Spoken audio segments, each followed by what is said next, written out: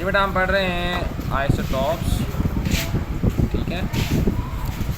तो पहली बात ये है कि हम पहले डिफ़ाइन कर लेते हैं आइसोटॉप्स को, फिर हम समझेंगे कि आइसोटॉप्स का लफ्ज़ी मतलब क्या है।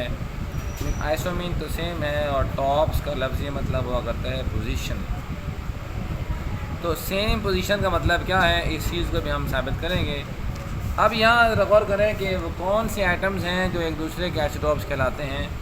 अगर आप कोई भी एक एलिमेंट ले लें और उस एलिमेंट के अंदर आप ऐसे एटम्स ले लें जिन एटम्स का मास एक जैसा ना हो। मीन अगर आप एलिमेंट कार्बन ले लें, देखेंगे कि हमारे पास कार्बन के अंदर कुछ आइटम छोटे हैं, कुछ आइटम थोड़े बड़े हैं और कुछ आइटम थोड़े उससे भी बड़े होंगे, इनका मास एक जैसा नहीं होगा। हालांकि ये सारे के सारे एटम कार्बन के ही हैं।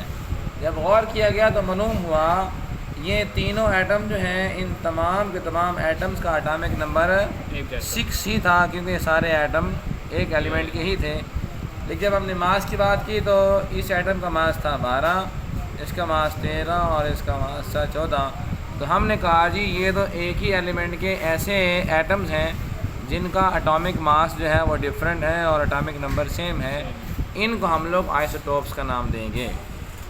इसी तरह हमारे पास हाइड्रोजन के आइसोटॉप्स हुआ करते हैं, हाइड्रोजन 1 और हाइड्रोजन 1 2 और इसी तरह हाइड्रोजन 1 3। यहाँ भी क्या देखने में आ रहा है कि इन तीनों के तीनों हाइड्रोजन्स के एटॉमिक नंबर तो सेम है लेकिन इनके एटॉमिक मासेज एक जैसे नहीं हैं। हम ये बात क्या करते हैं, ये तीनों एक दूसरे के आइसोटॉप्स कहलाएंगे। अब दूसरी बात यहाँ पर जो बात अहम है वो ये है कि अगर हम इनके ये देखें कि हमारे पास क्या हम इसको एक दूसरे अंदाज से भी डिफ़ाइन कर सकते हैं। हम कहते हैं जी हम इनको एक दूसरे अंदाज पर डिफ़ाइन कर सकते हैं। वो क्या है कि इन तीनों के अंदर अगर हम नंबर ऑफ़ इलेक्ट्रॉन, प्रोटॉन और न्यूट्रॉन को देखते हैं, क्योंकि इनका एटॉमिक नंबर सेम है तो इनमें एक एक इलेक्ट्रॉन और इनमें एक एक प्रोटॉन हो। क्यों, जितना एटॉमिक नंबर उतना प्रोटॉन, जितने प्रोटॉन उतने ही इलेक्ट्रॉन। ये हमारे पास क्या आ जाएगा, एक एक इलेक्ट्रॉन और इनमें एक एक प्रोटॉन है। जहाँ तक ताल्लुक़ है न्यूट्रॉन की, न्यूट्रॉन कैसे निकालते हैं, मास में से एटॉमिक नंबर माइनस कर लें, एक में से एक माइनस करेंगे 0 न्यूट्रॉन या 1 न्यूट्रॉन, यहाँ पर 2 न्यूट्रॉन आ जाएगा।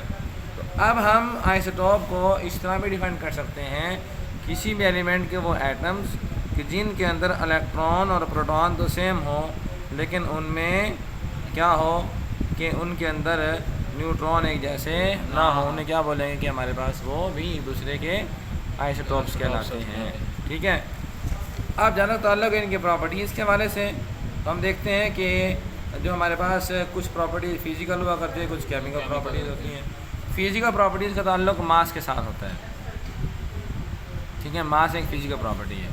तो अब हम देखते हैं क्योंकि इनके मासेस एक जैसे नहीं है, मतलब इनकी फ़िज़िकल प्रॉपर्टीज़ एक जैसी नहीं है। केमिकल प्रॉपर्टीज़ का ताल्लुक़ होता है वैलेंस इलेक्ट्रॉन के साथ। इन तमाम के पास इलेक्ट्रॉन एक जैसे हैं। क्या मतलब हुआ, इन तमाम आइसोटॉप्स की केमिकल प्रॉपर्टीज़ एक जैसी हैं, इनकी फ़िज़िकल प्रॉपर्टीज़ एक जैसी नहीं है। और बुक वाले ने इसे बताया जी, हमारे पास सोडे साइंटिस्ट था जिस तरह से पहले उसने आइसोटॉप वगैरह की बात की थी और इसने बता रखा हमारे पास कुछ इसने एलिमेंट दे रखे हैं, कैल्शियम, निकल, इस तरह बस कैडमियम है, बाकी हमारे पास इसने एलिमेंट्स के आपको डिफरेंट आइसोटॉप बुक में दे रखे हैं, बहुत ज़्यादा देख लीजिएगा आप। ठीक है, चलें।